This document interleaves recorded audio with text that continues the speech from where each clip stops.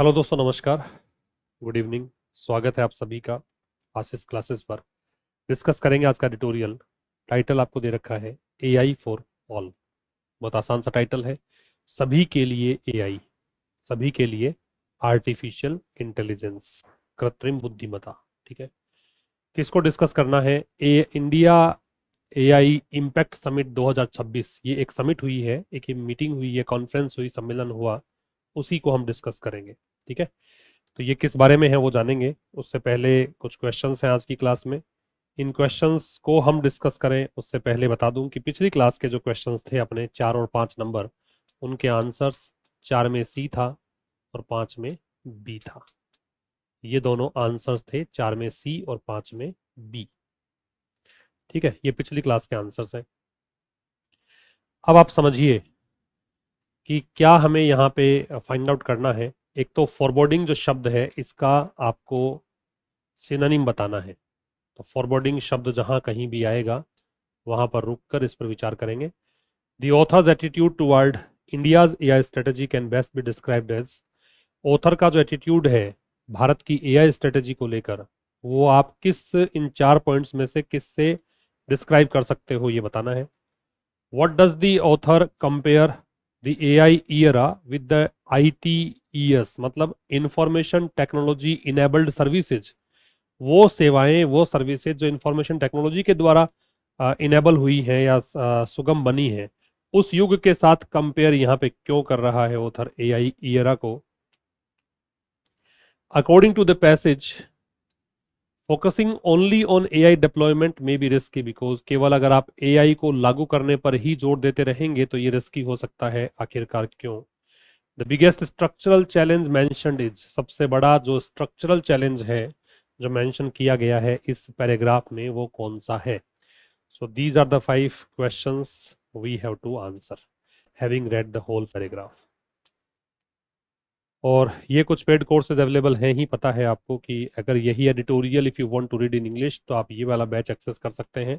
Legal translation का batch उपलब्ध है। आप में से कोई भी डायरेक्ट इनडायरेक्ट तरीके से लीगल किसी स्फेयर से जुड़ा है, आप कोई परीक्षार्थी या कोई विद्यार्थी हैं, या फिर हो सकता है कि आप कोर्ट में एडवोकेट हैं और आपको आए दिन इस प्रकार की चीज़ों की आवश्यकता पड़ती है, तो आप ये वाला बैच एक्सेस कर सकते हैं। अदर देन दीज कुछ और बैचेस हैं। आर एस मेंस के लिए इंग्लिश अवेलेबल है, comprehension batch S S C C D S के लिए अवेलेबल है, एल डी सी का बैच हमारा चल रहा है हाल फिलहाल, English newspaper reading for beginners. अगर आप जो ये एडिटोरियल नहीं समझ पाते हैं और आपको बेसिक से स्टार्ट करना है तो ये वाला बैच भी उपलब्ध है। ठीक है। और सभी पे आपको एक नंबर दिया हुआ है, तो उस नंबर से आप कॉन्टेक्ट करके और कोई जानकारी चाहिए तो प्राप्त कर सकते हैं। Let's delve into today's topic. So, what is the editorial about? India must move beyond being just a user or deployment hub of AI. तो भारत को केवल ऐसा नहीं कि एआई हब बनना है, भारत को केंद्र बन जाना है कि भाई एआई यहाँ पे हमने लागू कर दिया है हर जगह पे और केवल इसका एक यूजर है, ऐसा नहीं बनना है। बल्कि यहाँ पे एक सजेशन ये है ऑथर की तरफ से कि भारत को यहाँ पे इन्वेस्ट करना है डीपर कैपेबिलिटीज में। ठीक है। जैसे कि मॉडल ट्रेनिंग एंड इंफ्रास्ट्रक्चर, कुछ ऐसे मॉडल तैयार करने हैं। ठीक है। कुछ ऐसा इंफ्रास्ट्रक्चर आप तैयार करना है ताकि आपको लॉन्ग टर्म के इकोनॉमिक गेन्स आप सिक्योर कर सकें, दीर्घकालिक आर्थिक लाभ यहाँ पे आप प्राप्त कर सकें। ऐसी क्षमताएं यहाँ पे विकसित करनी है, उन कैपेबिलिटीज में आपको इन्वेस्ट करना है। केवल आपको एक यूजर मात्र बन के नहीं रह जाना है। केवल ये नहीं कि हाँ एआई के प्रति हम लोग अब अडेप्ट हो चुके हैं, हमने भारत को ही एक हब बना दिया है एआई का। इससे ज्यादा कहीं आगे बढ़कर सोचने की जरूरत है। सो ये हम डिस्कस करेंगे इस एडिटोरियल में। बहुत धीरे धीरे, बहुत आराम से चीज़ों को समझते हुए चलेंगे। जो कुछ भी इंपॉर्टेंट लगे अपने आप से पूछिए कि हाँ ये इंपॉर्टेंट है, ये मुझे नहीं पता था पहले, वो नोट डाउन करिएगा। ठीक है। तो क्या है एआई फॉर ऑल, सभी के लिए एआई? इंडिया एआई समिट जो 2026 है, इसके बारे में डिस्कशन है। The AI impact summit was a sign of things to come in India. ये जो समिट हुई, ये जो समिट हुई, ये था असाइन, एक संकेत। अब ये जो असाइन है वो कॉम्प्लीमेंट होगा यहाँ पे। ठीक है। साइन यहाँ पे नाउन होगा और कॉम्प्लीमेंट्स जो होते हैं किसी भी सेंटेंस में, जो कॉम्प्लीमेंट्स होते हैं वो 3 चीजें ही हो सकती हैं। कौन कौन सी? या तो नाउन, या वो हो सकती है प्रोनाउन, और या फिर वो हो सकता है एडजेक्टिव्स। इन तीन के अलावा कोई कॉम्प्लीमेंट नहीं हो सकता। और यहीं पर एक क्वेश्चन भी छिपा हुआ है, काफी बार प्रीवियस ईयर परीक्षाओं में आप क्वेश्चन देख पाएंगे कि कॉम्प्लीमेंट के रूप में एडवर्ब का प्रयोग किया गया होता है, जो कि गलत है। वैसे पढ़कर भी आपको सेंटेंस आपको ऐसा लग ही जाएगा कि हाँ यहाँ पे एरर है, और वैसे भी आप ग्रामेटिकल अगर कोई चीज़ों को थरली पढ़ते हुए जाते हैं तो भी आपको समझ में आ जाएगा कि हाँ इस तरह से डील करना है। तो एआई इम्पैक्ट समिट जो है वो एक संकेत था उन चीजों का जो कि भारत में आने वाली है, मतलब टू कम, मींस फ्यूचर में जो चीजें आने वाली हैं उनका एक संकेत यहाँ पे था इस समिट में, इस कॉन्फ्रेंस में, यू कैन से। ठीक है, तो ये एक संकेत था उन चीजों का। कौन सी चीजें? थिंग्स टू कम, वो चीजें जो आने वाली है भविष्य में इन इंडिया, भारत में। ठीक है, अब इसको हम पढ़ेंगे विस्तार से। उससे पहले ये दो वर्ड्स आपको यहाँ पे मिलने वाले हैं। एक तो एंथुजियाज्म दे रखा है, तो उत्साह होता है, आसान सा ही शब्द है। और एक एक्सट्रीम दे रखा है, तो बहुत ज्यादा है। इंटेंस, इमेंस, प्रोफाउंड, बहुत ज्यादा। ठीक है, क्या कह रहा है? The attendance at the AI impact summit in new Delhi. ये जो समिट हुई वो न्यू दिल्ली में हुई। यहां पर जो पार्टिसिपेशन रहा, जो लोग यहाँ पे आए हैं, showed an extreme enthusiasm for artificial intelligence technologies by digitally connected Indians। तो यहाँ पे दिखाई दिया कि बहुत ज्यादा उत्साह है उन लोगों में जो डिजिटली कनेक्टेड है। ठीक है, तो उन लोगों में बहुत ज्यादा उत्साह है एआई टेक्नोलॉजीज को लेकर। तो ये यहाँ पे इतनी सी बात है। अटेंडेंस सब्जेक्ट है इस सेंटेंस का। अटेंडेंस कहाँ पर? इस समिट में। ये समिट कहाँ हुई? न्यू दिल्ली में। इस अटेंडेंस की वर्ब यहां दे रखी है शोड। इसने दिखाया, क्या दिखाया? An extreme enthusiasm. ये आपका नाउन है, ये इसका मॉडिफायर है, तो एडजेक्टिव है। बहुत ज्यादा उत्साह दिखाया। किसके लिए? उत्साह किस चीज के लिए था? एआई टेक्नोलॉजीज के लिए। और किसके द्वारा दिखाया गया था? उन भारतीयों के द्वारा जो कनेक्टेड थे। और कैसे कनेक्टेड थे? डिजिटली। तो दो चीजें हैं, इंडियंस जो कनेक्टेड थे, तो ये तो भाई मेरे एडजेक्टिव हो गया। और कनेक्टेड कैसे थे? डिजिटली कनेक्टेड, तो ये एडवर्ब हो गया, क्योंकि नाउन का मॉडिफायर एडजेक्टिव और एडजेक्टिव का मॉडिफायर एडवर्ब। ठीक है, तो ये कहानी है इसमें। ये तो कुछ विशेष है नहीं इसमें सोचने के लिए, बस इतना सा कह रखा है कि ये समिट में बहुत ज्यादा संख्या में लोग टर्न अप हुए, बहुत ज्यादा संख्या में लोग यहाँ पे आए। और ये दिखाता है कि भारतीय जो डिजिटली कनेक्ट हैं, जो इंतजार करते हैं कि हाँ भाई ये वाला नया फीचर आ गया है, ये वाला फ़ोन लेना है, टेक्निकली मतलब बहुत साउंड है, और इन लोगों के लिए उत्साह जो था वो देखते ही बनता था। ये कुछ यहाँ पे डिस्कशन था। अब देखिए आगे।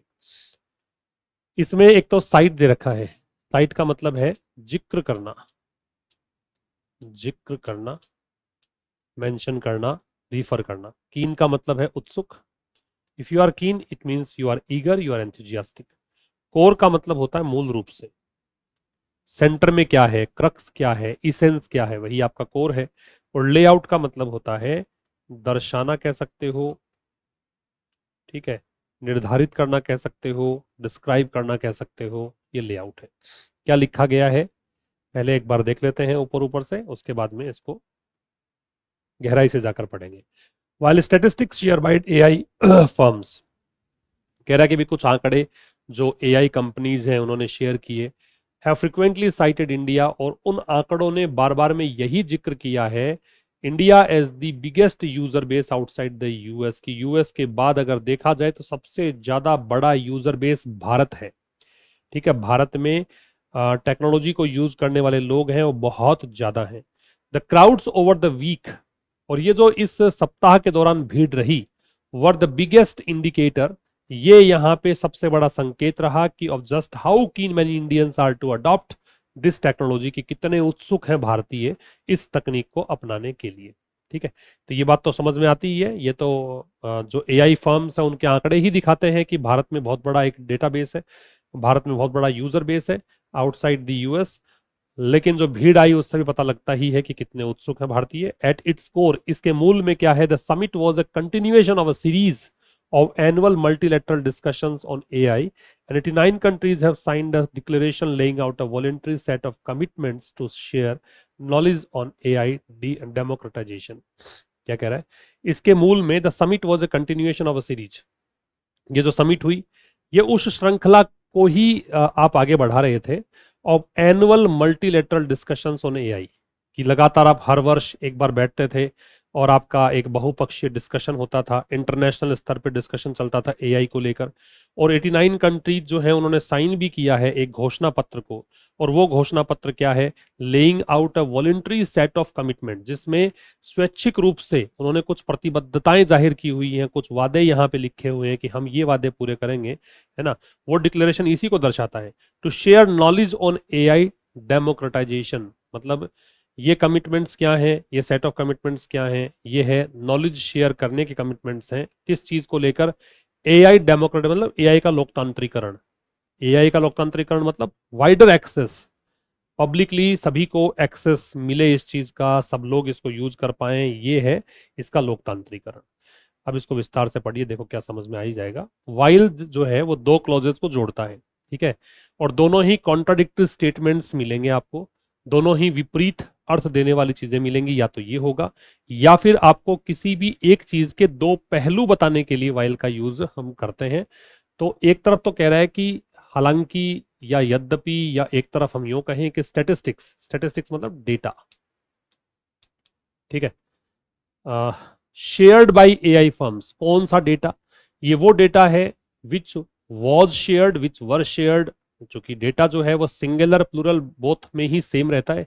आप अगर थोड़ा सा पिछले थोड़े पीछे जाएंगे, ट्रेडिशनल ग्रामर को देखेंगे, तो आप पाएंगे कि डेटम जो है वो सिंगुलर है, डेटा है प्लूरल है, लेकिन आज की आधुनिक इंग्लिश में डेटा ही सिंगुलर है और डेटा ही प्लूरल है। स्टेटिस्टिक्स वैसे नेम ऑफ सब्जेक्ट भी होता है, लेकिन यहाँ पे चूंकि डेटा है तो इसको आप प्लूरल भी मान सकते हैं, ठीक है, क्योंकि यहाँ पे देखिए हैव दे रखा है आपको, तो इसको प्लूरल ही मान लेना चाहिए। तो एक तरफ जो डेटा है जो शेयर किए गए, साझा किए गए एआई कंपनीज के द्वारा, ठीक है, फर्म्स, कंपनीज, इन डेटा ने क्या किया, ये आपका सब्जेक्ट, हैव साइटेड, ये हैव आपकी मॉडल ऑक्सिलरी वर्ब, ये साइटेड जो है ये primary verb, lexical verb, man verb, frequently जो है वो एडवर्ब, और ये फ्रिक्वेंटली कैसा एडवर्ब, एडवर्ब ऑफ फ्रिक्वेंसी। तो बार बार में इसने जिक्र किया है इंडिया का, साइट के साथ में एज लगा है, किस रूप में जिक्र किया है, और एज अगर ये कहता है कि इस रूप में, तो आप एज को एक मार्क कर सकते हैं एज अ प्रपोजिशन, ठीक है। द बिगेस्ट यूजर बेस, कि ये सबसे बड़ा यूजर बेस है, कहाँ, यूएस के बाहर।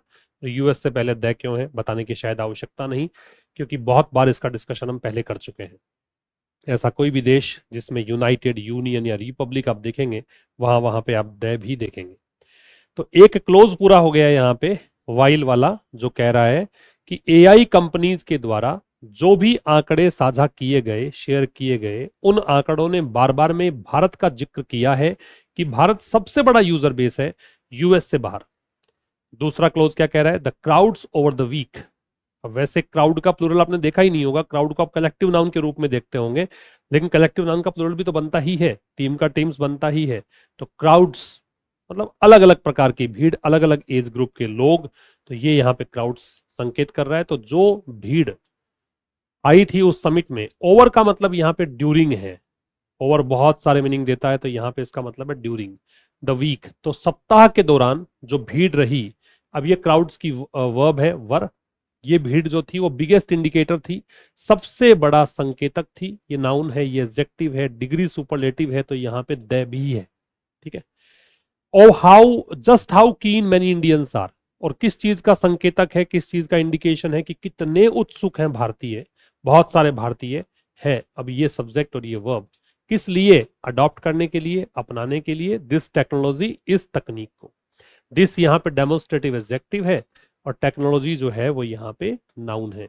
यहां तक फिर समझ लीजिए, भले ही दो क्लोजेस को बांटा हुआ है, स्प्लिट किया हुआ है सेंटेंस। एक क्लोज कह रहा है कि एक तरफ आप देखेंगे तो जो एआई कंपनीज के द्वारा आंकड़े शेयर किए गए हैं, उन आंकड़ों में साफ साफ दिखता है कि भारत जो है वो एक बहुत बड़ा या सबसे बड़ा यूजर बेस है यूएस के बाहर। वहीं आपने भीड़ देखी इस वीक के दौरान, जहां पे ये एआई समिट हुई उस वीक की बात कर रहा है, तो ये जो क्राउड्स थी वो सबसे बड़ा इंडिकेटर थी कि कितने उत्सुक हैं, कितने ईगर हैं बहुत सारे भारतीय इस टेक्नोलॉजी को अपनाने के लिए। दोनों से ही सिद्ध होता है कि इंडिया कीन है इस चीज को लेकर। एट इट्स कोर, इसके मूल में, ठीक है, इसके इसेंस में अगर बात करें, इसके मूल में बात करें कि ऐसा क्यों हुआ, क्यों यहाँ पे इतने ईगर नजर आए, कितने एंथुजियास्टिक नजर आए, तो the summit was the continuation. तो ये जो समिट था, ये जो शिखर वार्ता थी, निश्चित हो गया क्योंकि हम उसी इम्पैक्ट समिट 2026 की बात कर रहे हैं। तो ये समिट जो था वो कंटिन्यूएशन था, वो इसको जारी रख रहा था, किस चीज को, अ सीरीज। अच्छा, सीरीज जो है वो सिंगुलर प्लूरल बोथ दोनों ही फॉर्म्स में सेम ही होता है, सीरीज का सीरीजेस होता नहीं है। तो इसके मूल में ही समिट जो थी वो कंटिन्यूएशन था एक सीरीज का। और सीरीज किसकी, एनुअल मल्टीलेटरल डिस्कशंस की, जो वार्षिक स्तर पर बहुपक्षीय, देखिए लेटरल जो होता है वो साइड होता है, और मल्टी आपने लगा दिया तो मोर देन टू पढ़िए इसको। अगर मैं इसको पढ़ता यूनिलैटरल तो मैं एक पक्षीय इसको बोलता। यूनिलैटरल में यूनि जो शब्द है वो संकेत करता है एक का, ठीक है, तो ये एक पक्षीय है। अगर मैं इसको बोलता हूं बाईलैटरल तो ये दो पक्षीय है, द्विपक्षीय बोलते हैं इसको। अगर मैं इसको ट्राईलैटरल बोलता हूं तो त्रिपक्षीय है। अगर मैं इसको मल्टीलेटरल बोलता हूं तो बहुपक्षीय है। तो ये रूट वर्ड से आपको समझ में आ जाना चाहिए, लेटरल का मतलब साइड होता है, ठीक है, तो ये बहुपक्षीय, तीन से ज्यादा है। तो कह रहे इसके मूल में ये था कि जो समिट जो थी ये एक सीरीज चल रही थी। सीरीज किसकी, लगातार वार्षिक रूप से इंटरनेशनल डिस्कशंस हो रहे थे, बहुपक्षीय डिस्कशंस हो रहे थे एआई को लेकर, उसी का ही कंटिन्यूएशन ये था, उसी को ही कंटिन्यू किया गया था। और 89 कंट्रीज जो हैं उन्होंने हस्ताक्षर किए हैं। याद रखो भी, साइन जो है वो ट्रांजिटिव वर्ब है, sign is a transitive verb. और when I say that sign is a transitive verb, तो इसका मतलब मैं ये भी कहना चाहता हूं कि इसके बाद में आप कोई भी प्रेपोजिशन नहीं लगाएंगे, सीधा ऑब्जेक्ट लगाएंगे, क्योंकि ट्रांजिटिव वर्ब की फितरत में ये होता है कि अपने बाद में ये सीधा ऑब्जेक्ट ही लेते हैं। तो 89 कंट्रीज जो हैं उन्होंने साइन किया अ डिक्लेरेशन, एक घोषणा पत्र। और क्या करते हुए, दर्शाते हुए, प्रेजेंट करते हुए, ये प्रेजेंट पार्टिसिपल है, a voluntary set of commitments.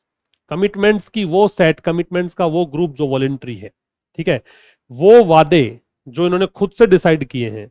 Voluntary है मतलब नॉन कंपल्सरी है, ये कंपल्सरी नहीं है, ये स्वैच्छिक है कि आप पूरे करो तो ठीक, नहीं करो तो ठीक, ठीक है, नॉन कंपल्सरी है। To share knowledge on AI democratisation, तो ये घोषणा पत्र साइन किया। इस घोषणा पत्र में प्रेजेंट किए गए वादों की एक लिस्ट जो कि वॉलेंट्री तरीके से तैयार की गई थी। और किस लिए किया गया था, तो ये पर्पस बता रहा है, शेयर करने के लिए, साझा करने के लिए।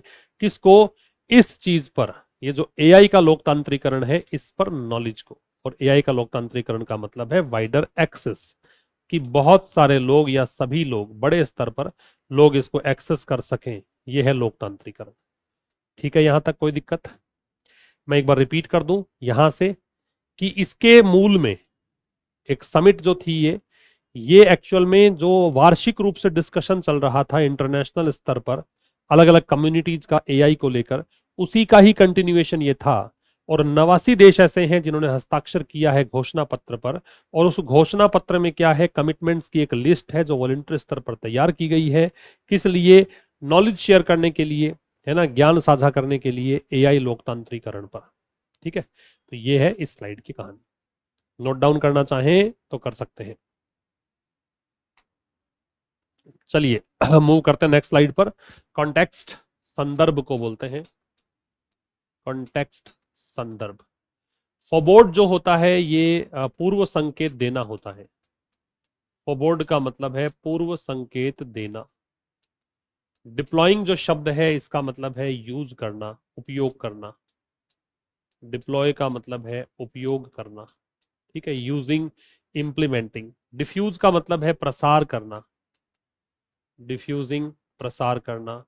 और रिजाइड का मतलब है रहना, रिजाइड का मतलब है रहना, निवास करना, ये सब।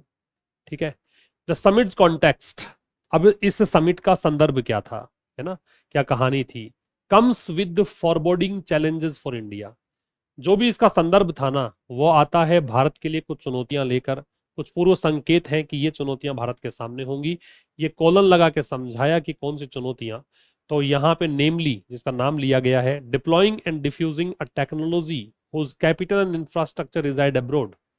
कि आप ऐसी तकनीक को लागू करना चाहते हैं या ऐसी तकनीक का प्रसार करना चाहते हैं जिस तकनीक की कैपिटल और इंफ्रास्ट्रक्चर दोनों ही विदेश में है, ठीक है, अब्रॉड मतलब फॉरेन कंट्रीज में है, and finding a place in the global AI ecosystem that will place Indians well in the economic transformation that this technology's adoption promises, and finding a place in the global AI ecosystem, और चाहते हैं कि भारत का एक स्थान हो वैश्विक AI इस इकोसिस्टम में, इस पूरे आप कह सकते हो यहाँ पे इकोसिस्टम का मतलब फ्रेमवर्क में। तो एक जो ये सिस्टम बना है, तंत्र बना है किसका, एआई वाला, उसमें भारत को एक स्थान दिलाना जो है, दैट विल प्लेस इंडियंस, इससे क्या होगा, भारतीयों को ये प्लेस करेगा well in the economic transformation, जो आर्थिक बदलाव आ रहे हैं उसमें, that this technologies adoption promises, क्योंकि अगर आपने इस तकनीक को अपनाया तो इसका वादा है इस तकनीक का, है ना। अब ये जो तकनीक का एडॉप्शन है ये प्रॉमिस करता है, ये सब्जेक्ट आपका है, ये वर्ब है, कि निश्चित रूप से आर्थिक बदलाव तो आएंगे और भारतीय उसमें सही ढंग से स्थापित हो जाएंगे। रिपीट कर रहा हूं, the summits context comes with forwarding challenges for India. बहुत आसान शब्दों में यो समझिए कि समिट में जो संदर्भ था जिस पर चर्चाएं हुई उसमें समझ में ये आता है कि भारत के लिए चुनौतियां तो हैं काफी सारी भविष्य में। एक चुनौती तो ये है कि भाई आप ऐसी तकनीक को लागू करने जा रहे हो, ऐसी तकनीक का प्रसार कर रहे हो जिसकी कैपिटल और इंफ्रास्ट्रक्चर बाहर है, पूरा सिस्टम विदेशी लोगों ने तैयार किया हुआ है, दूसरे देशों ने तैयार किया है, तो उस तकनीक को आप लागू कर रहे हो, उस तकनीक का प्रसार आप कर रहे हो, ठीक है, और आप कोशिश कर रहे हो स्थान प्राप्त करने की ग्लोबल एआई इकोसिस्टम। और ये वो इकोसिस्टम है जो कि भारतीयों को अच्छे तरीके से आर्थिक बदलाव के हालात में ले आएगा, क्योंकि इस तकनीक से आर्थिक बदलाव तो आना निश्चित ही है, क्योंकि ये इसका प्रॉमिस है। समिट कॉन्टेक्स्ट, तो इस तकनीक का, इस सम्मेलन का संदर्भ, समिट निश्चित है इसलिए दे लग गया, अपोस्ट्रोफी जहां लगता है उससे लेफ्ट और राइट दोनों ही साइड में नाउन होता है, तो ये भी मेरे भाई नाउन है और ये भी नाउन है, कम्स इसकी वर्ब है, ठीक है। तो ये जो समिट का कॉन्टेक्स्ट है ये आता है फॉरवर्डिंग चैलेंजेस के साथ, चैलेंजेस आपका नाउन है, इस नाउन के लिए ये इसका एडजेक्टिव है। कैसे चैलेंजेस, जो फॉरवर्डिंग चैलेंजेस है, चुनौतियां जो पूर्व संकेत देने वाली चुनौतियां, वैसे यहाँ पे आप ओमिनस भी कह सकते हो, थोड़ा सा नेगेटिव वे में भी इसको लेके जा सकते हो, क्योंकि चुनौतियां हैं और चुनौतियां भी कैसी हैं, थोड़ी सी अपशकुन भरी, थोड़ी सी यहाँ पे भयावह चुनौतियां भारत के लिए है। क्या चुनौती है, नेमली, नाम बताए हैं, deploying and diffusing and technology. तो चुनौती ये है कि एक तो लागू करना, डिप्लॉय का मतलब इंप्लीमेंट करना है, यूज करना है, इंप्लीमेंटिंग लागू करना, या यूजिंग, है ना, और स्प्रेडिंग, है ना, प्रसार करना एक ऐसी तकनीक का जिसकी कैपिटल और इंफ्रास्ट्रक्चर, कैपिटल इंफ्रास्ट्रक्चर सब्जेक्ट है, इसकी वर्ब रिजाइड, ये है एब्रोड, विदेश में, ये एडवर्ब है, एब्रोड एडवर्ब होता है, ध्यान रखिए। और दूसरा, तो एक तो ये चुनौती है कि आप ऐसी तकनीक का प्रसार कर रहे हैं, ऐसी तकनीक को इंप्लीमेंट कर रहे हैं जिसकी कैपिटल और इंफ्रास्ट्रक्चर बाहर है। दूसरा, finding a place in the global AI ecosystem, दूसरी चुनौती है एआई इकोसिस्टम में एक स्थान प्राप्त करना, है ना, वैश्विक एक एआई का इकोसिस्टम है, पूरा एक माहौल है, उस माहौल में स्थान प्राप्त करना, और ये इकोसिस्टम जो है वो क्या करेगा, वो भारतीयों को प्लेस करेगा, भारतीयों को प्लेस करेगा बहुत अच्छे ढंग से इकोनॉमिक ट्रांसफॉर्मेशंस में, ठीक है, आर्थिक बदलाव आ जाएंगे भारतीयों के जीवन में। और ये आर्थिक बदलाव के बारे में कह रहा है कि ये तकनीक का जो अडॉप्शन है, इस तकनीक को जो आप अपनाओगे तो ये तो इसका प्रॉमिस है कि आर्थिक बदलाव तो आकर रहेंगे। क्लियर, नेक्स्ट पे चला जाए। मोमेंटम मतलब गति है, एक्सेलरेशन है। डिफिकल्ट आस्क मतलब मुख्य चुनौती है, कठिन चुनौती है, कठिन कार्य है। आस्क है, टास्क नहीं है। और पुशअप का मतलब है बढ़ाना, पुशअप का मतलब क्या है, बढ़ाना। देखिए, India's data centre capacity is growing healthily, कि भारत की जो डेटा सेंटर कैपेसिटी है ना, डेटा सेंटर की जो क्षमता है वो बहुत स्वस्थ तरीके से बढ़ रही है। बट द एआई मोमेंट, लेकिन जो एआई का वर्तमान क्षण है, ये जो दौर है, कॉल्स फॉर इसकी डिमांड है, कॉल फॉर का मतलब है डिमांड, कॉल फॉर का मतलब है आस्क फॉर, लेकिन इसकी डिमांड है फर्दर मोमेंटम की, आगे भी और गति पकड़े। ठीक है, भारत का डेटा सेंटर कैपेसिटी तो बहुत स्वस्थ तरीके से आगे बढ़ ही रहा है, लेकिन वर्तमान के एआई दौर की डिमांड है कि आगे भी गति इसको मिले, प्रोग्रेस हो। अ डिफिकल्ट टास्क, अब ये बड़ा मुश्किल कार्य है। When the cost of graphics processing unit, जिसको जीपीयूज बोलते हैं, कि इसकी जो कॉस्ट है ड्राइविंग एआई, और एआई को चलाने के लिए इनकी जरूरत पड़ेगी आपको। ठीक है, एआई को ड्राइव करने के लिए, एआई को आगे धकेलने के लिए आपको इसकी जरूरत पड़ेगी। Push up the cost of domestic deployment so much. तो अगर आप डोमेस्टिक रूप से यदि देश में ही इसको इंप्लीमेंट करना चाहते हैं तो इसकी जो कॉस्टिंग है वो बहुत ज्यादा आने वाली है। Not to mention the additional electrical capacity that must be built, और इसका तो जिक्र ही हमने नहीं किया। और तो और यहाँ पे आपको अतिरिक्त बिजली की क्षमता भी डेवलप करनी पड़ेगी, इलेक्ट्रिकल कैपेसिटी भी चाहिएगी आपको। देखिए, भारत का डेटा सेंटर कैपेसिटी, भारत में डेटा को स्टोर करने की जो क्षमता है वो बढ़ रही है, ये हेल्पिंग वर्ब, ये मैन वर्ब, और हेल्दीली बढ़ रही है ये एडवर्ब, स्वस्थ तरीके से। लेकिन ये कंजंक्शन जो एआई मोमेंट है, मोमेंट का मतलब ईयरा मानिए, पीरियड मानिए, दौर है जो एआई वाला, ये सब्जेक्ट। ठीक है, इसकी डिमांड है फर्दर मोमेंटम, मोमेंटम नाउन, और ये एडजेक्टिव। इसको और ज्यादा, मतलब एक तरफ विरोधाभासी बात है, एक तरफ कह रहा है कि भारत की डेटा सेंटर कैपेसिटी, ये तो अच्छी बात है, गुड न्यूज है भारत के लिए, लेकिन अभी वर्तमान की डिमांड ये है कि आगे भी इस पर प्रोग्रेस हो, है ना। और ये बड़ा मुश्किल कार्य है। क्यों है मुश्किल कार्य, समझा रहा है। ये मुश्किल कार्य इसलिए है क्योंकि जो कॉस्ट है, लागत कीमत है किसकी, जीपीयूज की। जीपीयूज क्या करते हैं, एआई को ड्राइव करते हैं। ये पुशअप कर रहे हैं, ये बढ़ाएंगे किसको, लागत को, किसकी, डोमेस्टिक डेप्लॉयमेंट की बहुत ज्यादा बढ़ा देंगे। जीपीयू की कॉस्टिंग बढ़ेगी तो इससे ये लागत बढ़ेगी, तो ये एक चुनौती है भारत के सामने। ठीक है, नॉट टू मेंशन जो है ये एक फ्रेज है जिसका प्रयोग हम करते हैं। It is used to add extra information, it is used to add extra information, मतलब अतिरिक्त सूचना को ऐड करने के लिए हम इसका प्रयोग करते हैं। हम कहें और तो और, ये तो है ही, इसके साथ साथ एक और प्रॉब्लम है, एडिशनल इलेक्ट्रिकल कैपेसिटी। यहाँ पे बात करनी है हमें, अतिरिक्त बिजली की क्षमता यहाँ पे, that must be built, that relative pronoun है, उस कैपेसिटी के लिए आ रहा है।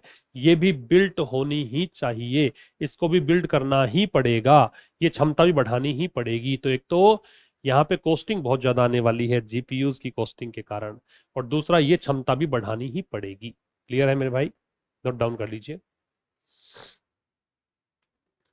इसमें देखिए ओवरवेलमिंगली जो दे रखा है, इसका मतलब होता है बहुत ज्यादा, बहुत ज्यादा, या मुख्य रूप से भी आप इसे कह सकते हैं, मुख्य रूप से।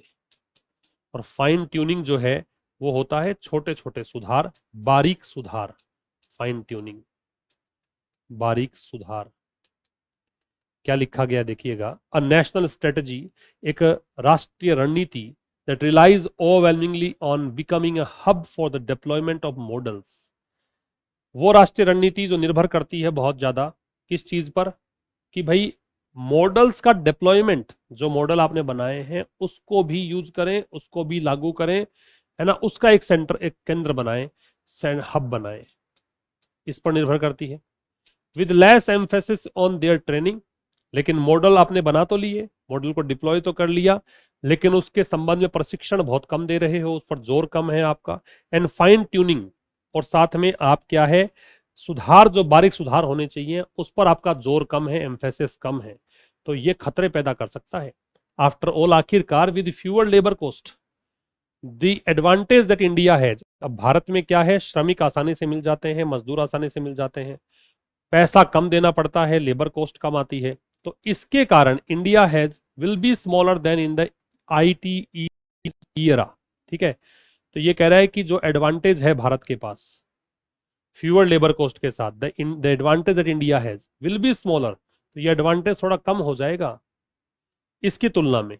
ये जो इंफॉर्मेशन टेक्नोलॉजी इनेबल्ड सर्विसेज वाला क्षेत्र ईरा है, ये जो दौर है कि आईटी के द्वारा जो सर्विसेज सेक्टर को आपने इनेबल किया है, उस दौर में जो लाभ मिलना चाहिए, क्योंकि लेबर कॉस्ट बहुत कम है, लेकिन इन चीजों के कारण लेबर कॉस्ट कम होने पर भी आप एडवांटेज इतना ले नहीं पाओगे। क्लियर? अब देखिए, समझिए क्या कह रहा है। A national strategy that relies, that यहाँ पे रिलेटिव प्रोनाउन है, वो नेशनल स्ट्रेटजी जो रिलाई करती है ना। रिलाई के साथ में ऑन लगता है, ये ऑन लग गया, तो ना केवल रिलाई की बात ही करें, इसमें डिपेंड अगर होगा तब भी ऑन लगेगा।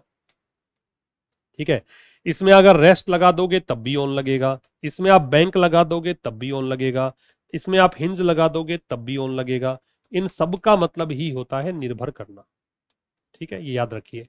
तो एक राष्ट्रीय रणनीति जो कि बहुत ज्यादा, ये एडवर्ब है, निर्भर करती है किस चीज पर, कि भाई हब बने, भारत जो है एक हब बने, एक सेंटर बने, किसका, मॉडल्स जो भी हैं, जो भी प्रारूप आपने तैयार किए हैं एआई के, उनके डेप्लॉयमेंट का, उनको इंप्लीमेंट करने का, उनके इन्फोर्समेंट का, उनको यूज करने का हब बने।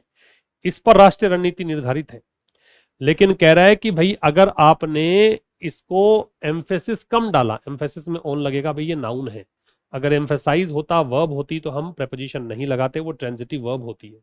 ठीक है, लेकिन अगर आप ध्यान कम दे रहे हो उनकी ट्रेनिंग पर और फाइन ट्यूनिंग पर, जो बारीक सुधार करने चाहिए मॉडल्स में, वो उनको ट्रेनिंग जो है उस पर अगर ध्यान कम दे रहे हो, तो फिर ये राष्ट्रीय रणनीति जो है ये क्या कर सकती है, खतरे पैदा कर सकती है। पोज रिस्क का मतलब है रेज रिस्क, ये खतरे पैदा कर सकती है। ठीक है, आखिरकार इससे क्या होगा, अब ये खतरे पैदा हुए क्योंकि आपका ध्यान इस पर कम है ना, ध्यान पूरा ज्यादा ध्यान इस पर है, तो इससे ये होगा कि यहाँ पे लेबर कॉस्ट बहुत कम है, तो भारत के पास ये एडवांटेज है। The advantage that India has, India की वर्ब है हैज, और द एडवांटेज, एडवांटेज जो लाभ भारत के पास है, जिसमें कम पैसा देना पड़ता है मजदूरों को, ये लाभ जो है वो क्या होगा, ये हेल्पिंग वर्ब, ये मैन वर्ब, ये एडजेक्टिव, ये कम होगा किसकी तुलना में, इस युग की तुलना में, इस दौर की तुलना में। ठीक है भाई, तो ये था आज के इस एडिटोरियल में। अब देखिएगा इन मैच द कॉलम्स को। मोमेंटम क्या बताया था, मोमेंटम का गति, स्पीड विद प्रोग्रेस। फॉरवर्डिंग क्या होता है, फॉरवर्डिंग का warning of danger, minor improvements, यही हो जाएगा वार्निंग ऑफ डेंजर, क्योंकि ये पूर्व संकेत है।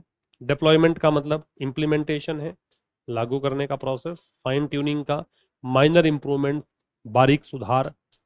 Democratisation, making accessible to all, सभी के लिए सुलभ करना, सुलभ बनाना, लोकतंत्रीकरण। ठीक है, आज के क्वेश्चंस जो हैं उनकी बात कर लेते हैं। तो भाई क्वेश्चंस में पहला जो है फॉरवर्डिंग, फॉरवर्डिंग का आ जाएगा ओमिनस, क्योंकि एक्साइटिंग रोचक होता है, प्रॉमिसिंग मतलब जो फुल ऑफ पॉजिटिव थिंग्स है, न्यूट्रल इंडिफरेंट होता है। ऑथर का एटीट्यूड कैसा है इंडिया के एआई स्ट्रेटेजी को लेकर, तो ब्लाइंडली सपोर्टिव, क्या पूरी तरह सपोर्ट करता है, नहीं, क्योंकि पूरी तरह सपोर्ट करता तो ये क्यों कहता कि भारत में एडवांटेज कम मिलेगा, लास्ट में आप देख के आए हो। पूरी तरह खारिज भी नहीं कर रहा, क्योंकि ये भी कह रहा है कि भाई इंडिया में उत्साह बहुत ज्यादा है इस चीज को लेकर, एआई को लेकर, भारत की रणनीति है वो काफी अच्छी है, ये भी कह रहा है। तो इसका मतलब अप्रिशिएटिव तो है लेकिन चिंतित है। ठीक है, इनडिफरेंट नहीं है। फिर why does the author compare the AI era with the IT is era, इन दोनों से कंपेयर क्यों किया, अभी आया था ना कि इसकी तुलना में लाभ कम होगा, दोनों को ये दिखाने के लिए कि दोनों समान है ना। To highlight reduced labour advantage in AI, कि एआई के अंदर जो लेबर एडवांटेज भारत को मिल सकता था वो कम मिलेगा, जबकि आईटीईज वाले ईरा में ज्यादा मिला था, ये बी। ये दो क्वेश्चंस के आंसर्स आप लोगों को कमेंट बॉक्स में बताने हैं। According to the passage, focusing only on AI deployment may be risky, because कि केवल अगर आप एआई डिप्लॉयमेंट को ही फोकस करते हैं तो ये रिस्की हो सकता है, क्यों, और बिगेस्ट स्ट्रक्चरल चैलेंज जो है, जो मेंशन किया गया है, वो कौन सा है। ठीक है, ये आप बताएंगे कमेंट बॉक्स में। Thank you very much for watching till the end, see you tomorrow at 5, till then नमस्कार।